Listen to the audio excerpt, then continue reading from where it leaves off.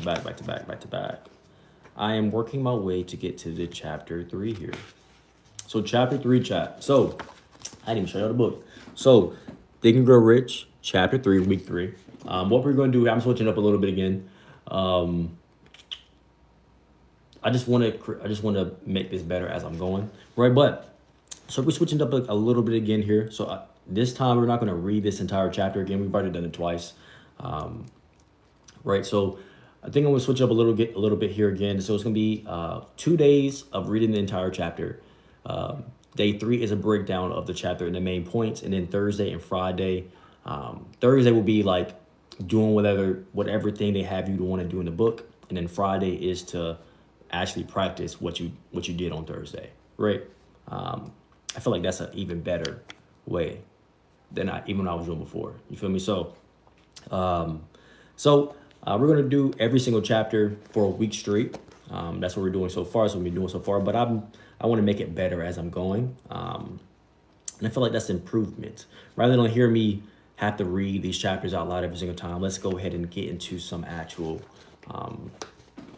breakdown of the chapters, right? So Wednesdays are going to be breakdown days, right? Wednesdays are going to be breakdown days. It's hump days, so it makes sense that it would be a breakdown day for today, but chapter 3 is going to be about faith, visualizing and believing in the attainment of desire, the second step to riches, right? So we're going to break down a couple things from this chapter.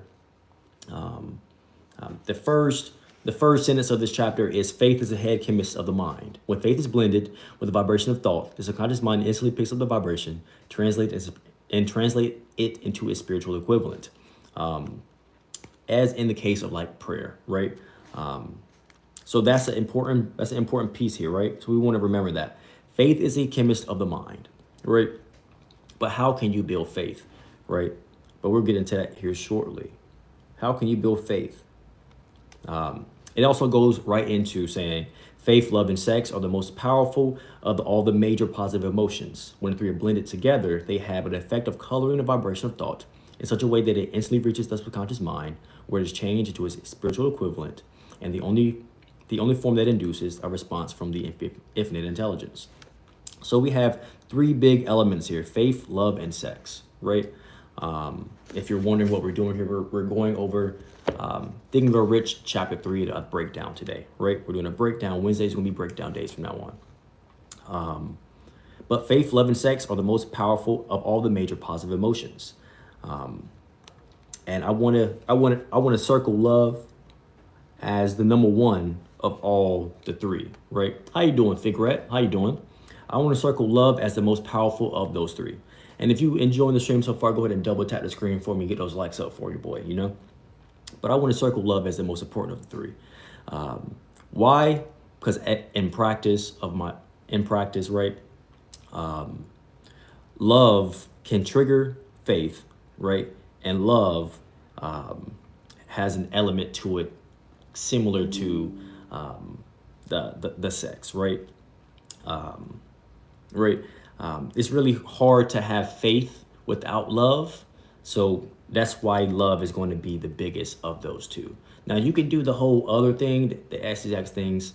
We're talking about Think and Grow Rich. We're reading chapter 3 here, and we're doing a breakdown of this chapter. I'm doing good. Emil, how you doing? We're doing a breakdown of chapter 3. But as we're just speaking about, it's really hard to have faith without love, right? I'm doing pretty good, man. I hope you're doing pretty good. I think I just said that. And I mean, you could do the SEX thing without any of the other 2, but it's more so of a carnal thing. It doesn't really bring anything. It's not fruitful if there's nothing in it, right? It's meaningless if there's nothing a part of it, right? And it says it has an effect of coloring the vibration, right? Coloring with a positive thing, right? But love and faith are psychic. So let's go ahead and underline love and faith are psychic and related to our spiritual side. Sex is purely biological and related only to the physical, right? And that's why we said, Arabic, no, I can't. If you want to teach me, I'll be happy to learn. I love learning new things. But love and faith are psychic and related to our spiritual side, and sex is purely biological and related only to the physical. So Just like we were just talking about, sex can be meaningless, right? But sex with love, when you do the combination of the two, ooh, I should do these when I should do the Wednesday breakdowns with like a not a PowerPoint, but like a notepad or a drawing or something. It's for like a visual piece to it. I feel like that would hit. Would y'all want to see me do like a visual aid for the breakdown days, for Wednesday breakdown days? Would y'all be interested in that? I feel like that would hit. That's a good idea. I'm gonna write that down right now.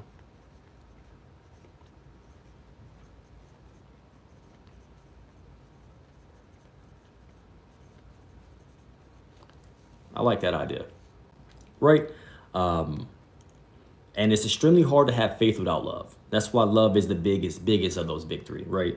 Of those three, love is definitely the biggest of those big three, right? But let's keep on going. Let's keep on moving forward. So now we're going to part of the chapter is called How to Develop Faith. Faith is a state of mind that may be induced or created by affirmation or repeated instructions to the subconscious mind. So here on these next couple of pages, we're talking more so about affirmations and how to perform affirmations correctly, right? So in this next page here, how to develop faith, we're really talking about how to create affirmations that work for you, right? How to create an affirmation that works for you. So how can you create an affirmation that works for you? An affirmation that works for you is one that induces emotion out of you, right? But what emotion does it induce? We want an affirmation that induces a positive emotion, the one that you don't fight yourself about, right? We want something that's easy for you to take in, right? So if you're going to create an affirmation, right, we want it to be easy for you to believe. We don't want some outlandish affirmation off the rip, right? You can do that in the future.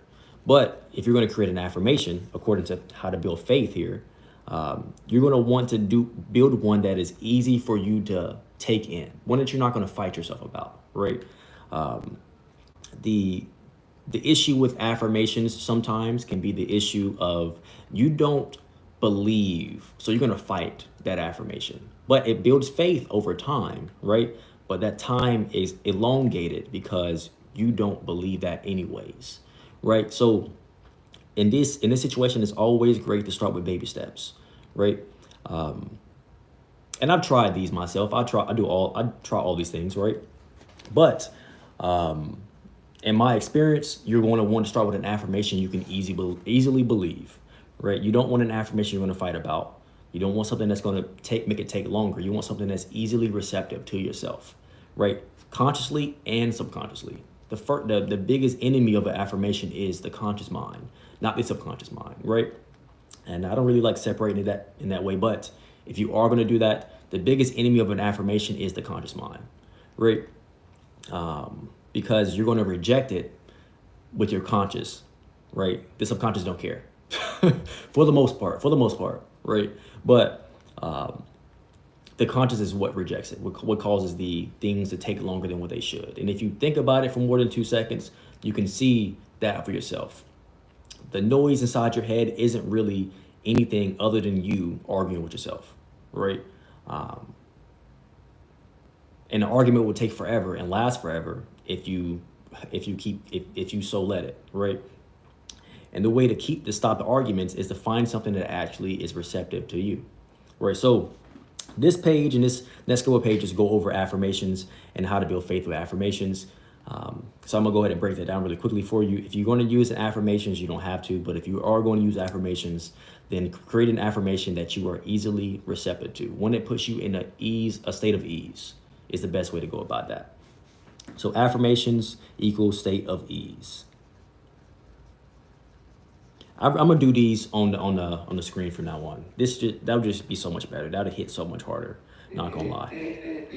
And why do you want to affirmations that put you in a state of ease? Because that state of ease is an emotion in itself. Ease is an emotion, right? And that's where you want to be if you're going to do affirmations at all, right? So let's keep moving. Let's keep on moving past this. So the next page, it goes over your faith and belief is the element that determines the action of your subconscious mind, right? We just talked about that with the affirmations here, where if you're going to use an affirmation then it has to be something that's easily receptive to your conscious. Don't worry about it being receptive to your subconscious, right? If you accept it consciously, then it don't really matter past that point, right? A lot of people don't realize how many things they accept consciously. They blame it on something other than their own defense system. Your conscious mind is your natural defense system against things, right? Your conscious mind is a natural. It's supposed to be the firewall at the gate to reject or accept, right? It's supposed to be the firewall, right? It doesn't have to be with it, but if you're going to use it, then it's supposed to be the firewall, right? So what you want to do to bypass your firewall, right, is to come up with an affirmation that you find easily receptive. It's very simple. But you only find this out by practice a lot of the times, right? But let's keep on moving. Faith is a state of mind which may be induced by autosuggestion, right? It's more so about, this is more going over more affirmation kind of talk, right? But it's when you accept things. It's about when you accept those things as true. When you accept something as true, it becomes true. And you can take that literally or figuratively. Either way, it's the truth, right? So, but let's keep on going, right? So every one of the foregoing statements is capable of proof. So they just went over a couple statements about faith, but I would replace faith with unconditional love.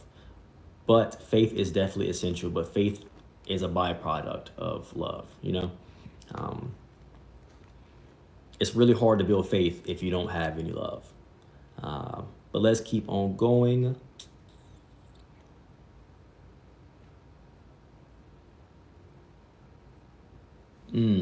So let's talk about this piece right here. So thoughts are mixed with any of the feelings or emotions constitute a magnetic force which attracts from the vibration of the ether other similar related thoughts. So when you think something and you accept a thought, then you're going to more than likely create more thoughts of the similar fashion, right? So let's go ahead and box that statement in there. These are all statements that we're going to go over on Thursday. But I like this breakdown day. I really like this because I'm already getting my notes ready for tomorrow. You feel me? A thought magnetized with emotion, right? So accepted by the conscious is more than likely going to happen, right? More than likely going to happen. It doesn't have. It can be good or bad. And that's what they go over here. It can be good or bad, right? But there's a byproduct of this. But we'll talk about this on Thursday. Not today. So I'm gonna write this right here on the side of this page.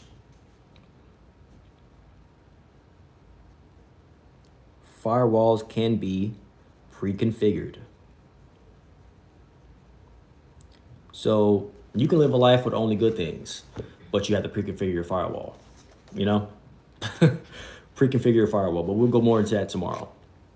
Okay, so now we have a self-confidence formula, right? So if you're new here, we're doing Think and Grow Rich week 3. So I know that I have the ability to achieve the object of my definite purpose. So these, so this here is really going over how important having confidence is.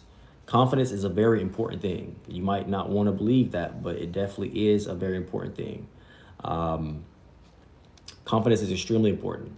I always encourage people to do things they're already good at to build up their confidence before they try to do things they're not good at, you know, because doing things that you're not good at and then failing over and over again can cause you to wane on your confidence, right? So I always recommend that you do something that you're already good at a bunch of times first, build that muscle of confidence, and then flex it on other stuff. But work on something you're currently already good at, get even better at it, and then apply that confidence that you're being building to the new thing you want to go after, all right? But let's keep on going. So we talk more about auto-suggestion here in these next pages. Okay, so it says, all impulses of thought have a tendency to clothe themselves in their physical equivalent. How you doing, El Ray? How you doing? Welcome to the chat. So all impulsive thought have a tendency to clothe themselves in their physical equivalent, which means um, when you think good things, you spend time, you experience a lot of good things. When you think bad things, you kind of experience a lot of bad things. But we also talked about before this, you can pre-configure your firewall so that you can only experience good things. We'll talk about the firewall more tomorrow, so stay tuned for tomorrow's stream. How you doing, bro? Welcome to the chat.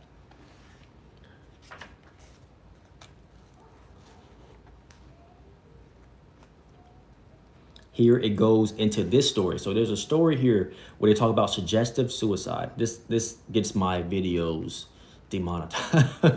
Not even demonetized, but not pushed. Whenever I use this word, my videos don't get pushed. Right? But I mean, it is what it is. It's not really about blowing up on YouTube, to be honest. It's just something I do for fun. But which becomes something called suggestive suicide, right? And how is that a thing? So when people do bad things sometimes, right, and they don't like the decisions that they make, they beat on themselves to the point to where it kills everything they've been working on, right? So in this story, it goes over a dude who stole money from the bank he was working at, and then he gambled all the money away, and then he felt so bad about himself that they ended up finding him in the hotel 3 days later, and all he kept saying was, I can't come back from the mistake I made, pretty much. He kept feeling like I can't come back from this mistake I made, right? And he ended up dying based on that, right? So it just proves the point of really not doing things that you know you're not okay with doing. That's the biggest point here. Don't do things you know you're not okay with doing, because if you have to live with the consequences of those decisions, then you may be out of here. So a lot of people can't take that, right? So do more cool things, right? It means just all it means is do more things you're cool with doing. That's really all that means, right? It's not that deep. It's not that deep. Just do more things you're cool with doing. Find things that you're cool with doing, and realize this is funny. Don't take this seriously. If you were going to rob your job of the money at the job, you better be okay with it. You better be okay with it, bro. Just be okay with it, right? A way to beat this suggestive suicide that we're talking about here on this page is being okay with the choices you make. So whatever you're doing, be okay with it. Be okay with the good or the bad, right? And that's really what this page is about. That a person could get themselves out of here by doing something they're not okay with, and then having to live with the consequences, right? We've seen a lot of people that were, great, but then something happened, and then they were never the same again, right? So, and now in this next page, we're talking about how a lot of successful men are made, right? How a lot of successful men are made. So in this part right here, that experience was mixed with the emotions of sorrow and love. But we're talking about Abraham Lincoln here, right? It came to him through Anne Rutledge, the only woman he ever loved. It is a known fact that the emotion of love is closely akin to the state of mind known as faith. And we're going to skip a couple of sentences here, and then it says that there was an influence of a woman's love. Hold up, let's read this whole sentence. During this research, the author discovered, from the analysis of the work and achievements of hundreds of men of outstanding accomplishment, that there was the influence of a woman's love behind nearly every one of them, right? You don't understand how important it is to have something to do things for, right? The effect of receiving something is by wanting to give in the first place, right? The effect of receiving something, right? When you get the effect of receiving something, it's because you wanted to give in the first place. If you don't want to give, then you'll never receive. And that's really what this goes over. That's why the woman's love was behind nearly every one of them, right? They wanted to give, so they received. I hope you hear me out on that one, right? So if you want the effect of receiving something, then you must have the cause of giving. So let's keep on moving forward.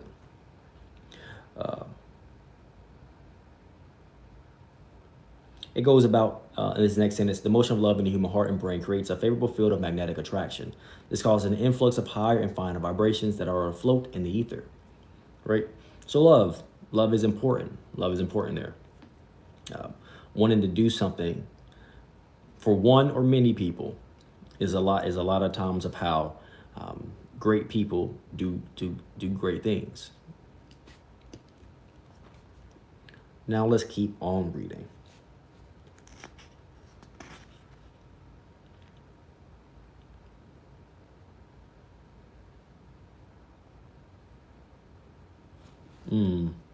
Okay, so this next one is the watchword of the future will be human happiness and contentment. Now let's break that down really quickly. So human happiness and contentment. So that really just means peace. So, excuse me.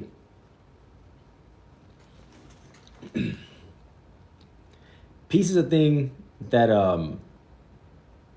seems to show up a lot, especially when you read books like this, or if you watch videos of this nature. Peace comes up quite a bit, right? Because in the state of peace, there tends to be love in that situation, right? It's a combination effect. It's like throwing a whole bunch of things in a barrel, like the Powerpuff Girls. Like the Powerpuff Girls, when the dad was throwing everything in there. What was everything in there, bro? I can't remember, but it was just throwing all the things in the thing, and they came out with their superpowers. It's the same thing. So when you see superpowered individuals, they have that big old basin full of all these combinations of things like built into them, right? Just like the Powerpuff Girls. They're like the Powerpuff Girls, right? When you have that combination of these different attributes, right, then people start to believe that you're something else, right? But it's because things are pretty easy because you already know what state to be in, right? You don't have to think about it. It just kind of is.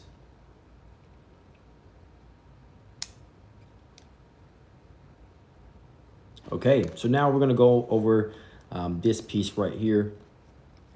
So an idea is created, right, through someone's imagination.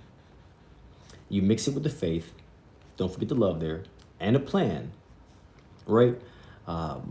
Once you have the plan, now you must be persistent and back it with a decision that you're going to complete this goal regardless of what happens. And that when you decide to complete this goal regardless of what happens, you begin to have a burning desire to achieve this goal. So nothing that comes your way will stop you when you have this last element, the burning desire, right? So an idea is created through an imagination, right? Then we mix faith and the love portion, faith and the love here, and then you formulate a plan for how you're going to actually do this, right? But we start with the faith and love here. We'll start here first. You start with the faith and love there. You figure out that you want to do this for somebody, and you have the faith that you can do it, right? And then you formulate your plan to transform this idea into physical reality. Then once you have the plan, you become persistent to accomplish this goal. After you build that persistence, now you're ready to make the decision to follow through this goal all the way through. And once you decide, make that decision, you then build the burning desire to not stop by any means. Now let's keep on going. I'm definitely doing like a slide thing or something for this from now on. Definitely.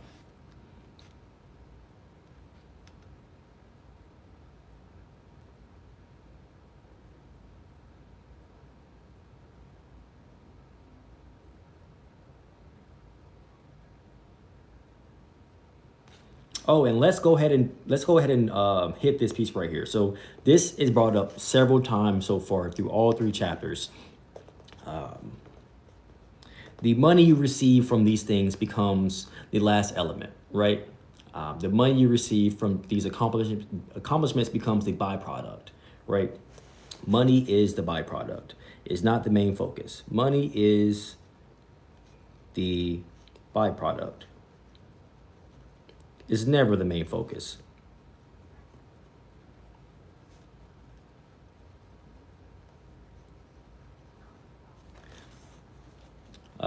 We'll elaborate on that sentence more tomorrow. But in all of these stories that we read so far, money was the byproduct. It just so happened to come right? They definitely had a desire to help their people or to make the money, but once they started to have the goal, the money was the byproduct. It stopped becoming the main focus, right? Um, and once it's not the main focus anymore, then you can really go into your goal. Um, I could talk about this quite a bit, but when money is the main goal, then you won't be happy when you get there, right? So money is the byproduct. It is never the main focus. So when you have a great idea that you want to push forward with, at the beginning, it's always, oh, I just I want to make some more money, kinda, or be able to help somebody, help my folks, put my mom in a new house or something, right? But once you start working towards that actual ambition, the money becomes the side quest, right? The money comes as part of the work that you put in towards that goal. Um, so let's remember that as we read so far in all three of these chapters, that was the same exact message in all three chapters, right? So um,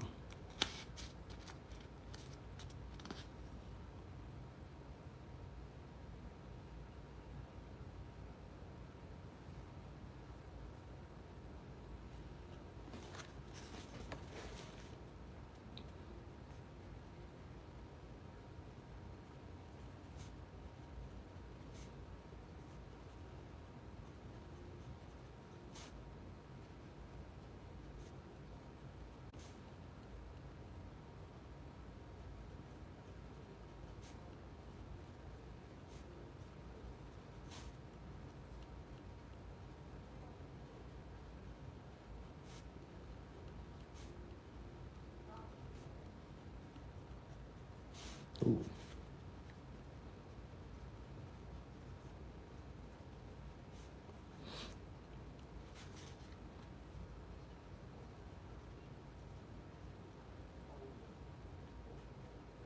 Okay. So the message from that last piece was, the message here is to build the goal out in its fullness and have an idea of how much you will be able to help, monetary number, right? So the monetary number becomes the byproduct, but you can go ahead and set that goal out from the beginning, as long as with your other goal as well. There's nothing wrong with wanting to. You can't help nobody if you're broke. You can't help nobody if you're broke. So you feel me? You can't help nobody broke. You can give them some good words, right? But you ain't get nobody. You ain't get nobody that struggles being broke, bro. So that's why that piece is also important as well. You can do as much as you want to, but you're not really. You can be a name in history, but you can't help nobody being broke.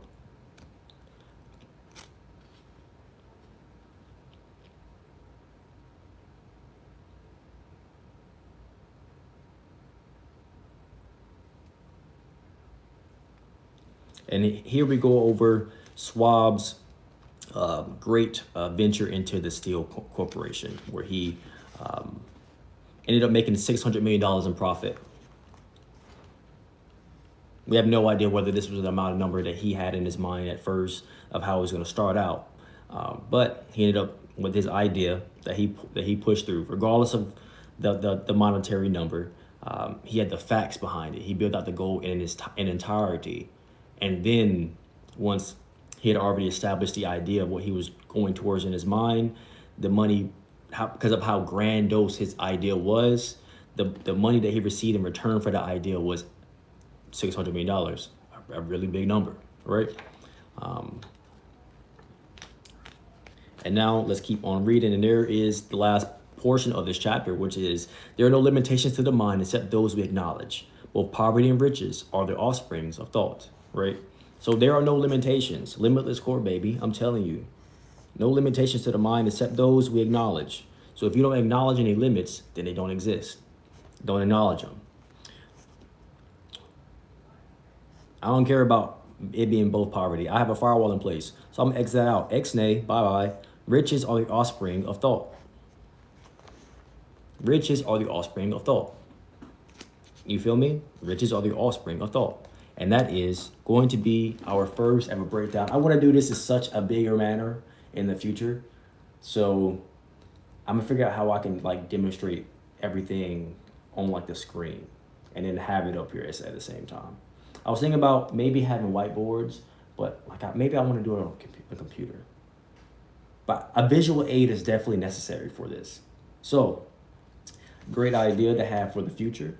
But this is our first breakdown on Wednesdays that we're going to do, but we're going to do this on every Wednesday from now on, Nobody Reads.